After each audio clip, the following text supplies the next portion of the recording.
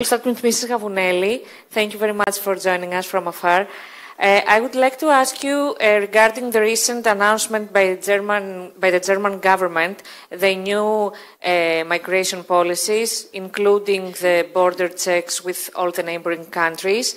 What's your view on that? Do you think that it will have any particular impact actually in Germany, in the flows? And why there were many statements and many reactions from other EU countries. What do you think? What are the implications for the European migration flows? Thank you so much, and apologies for not being with you today. It's really a pity that I missed this chance to see old friends. Congratulations, Minister. It's lovely to see you again, Maria. And I see the other two more regularly. So, the reason we have all been objecting to this announcement by the German government that there would be reinforced controls over the borders is that, in essence, this is a move that threatens to blow away the Pact on Asylum and Migration. The Pact is a joint effort, a combined endeavour, in which the European Commission has spent more than 8 years. It is not one document, it is actually 10 different documents, 10 different procedural issues, 10 different substantive issues. And that particular document also has, these particular documents rather, they also have particular roles entrusted to national human rights institutions, such as the Ombudsman of Cyprus and the Greek National Commission for Human Rights. So we are very much involved into that discussion. The problem is the following in very, very simple terms. The pact is based on an agreement. We're going to control the borders in a humane manner and in a manner that would respect human rights of applicants and all those who arrive in our shores. I will say a few words about pushbacks as the Commissioner has already indicated. But once a person arrives in Europe and gets through the system, then that person is allowed to move freely within the European market in the same way as any other European citizen. That means, in essence, that we trust each other to operate the same procedures and make sure that we offer the same level of protection. It is inevitable that, in spite of the fact that we have the same procedures, the level of living standards, if you like, is not the same throughout Europe.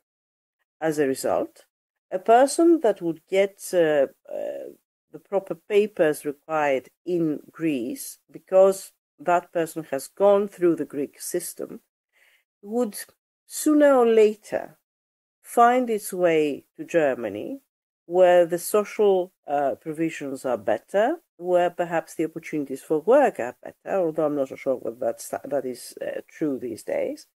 But at any rate, or perhaps they have family there, so they would like to end up unified with their friends and colleagues and cousins and brothers and sisters. So we see a flow of what we call secondary movements of people. The German government was always very worried about these secondary movements, but there's nothing that could be done because these secondary movements are actually lawful movements.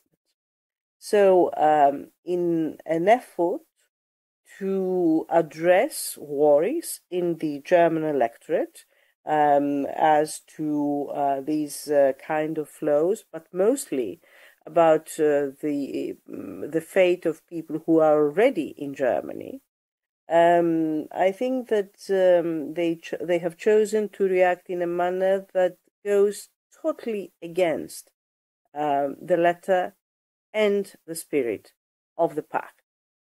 They have reinforced the internal controls. In essence, just by itself, that has no impact on the external controls that we have to operate with. We in Greece we in Cyprus. But it is inevitable that if such a thing is allowed to continue, there would be a fallout effect, and there would be some kind of a continuation of that movement. I would be very curious to follow the developments in case we have increased movement of persons coming mostly from Lebanon now that the Middle East is blowing up again. If the German government would insist on this kind of additional controls and whatnot, or whether they would actually follow the provisions that we have all agreed on in the pact, and make sure that all the requirements are in place, all the reception centers operate according to human rights standards, and we, as national human rights institutions, are actually there to help.